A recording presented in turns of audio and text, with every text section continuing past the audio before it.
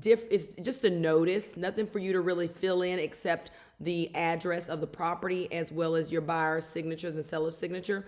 Nothing really specific. But what it is addendum for property in propane gas system area, service area. Addendum for property in a propane gas system service area. So you know you're in one if by looking at, like we've always discussed, Matt, you're going to check MLS. You're going to check agent remarks. You're going to also check attachments. But another place you can look is, I've noticed, if you're looking at interior and you see heat, if you see the word propane, use this form.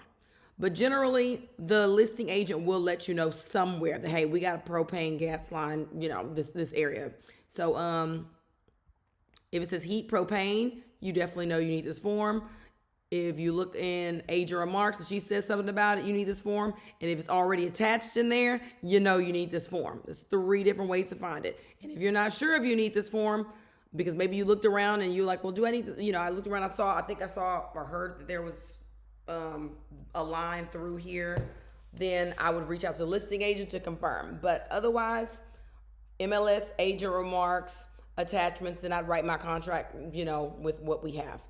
But you know that if you see under heat source, you see propane, I would throw in this notice into the contract. If you have any questions about this, please let me know.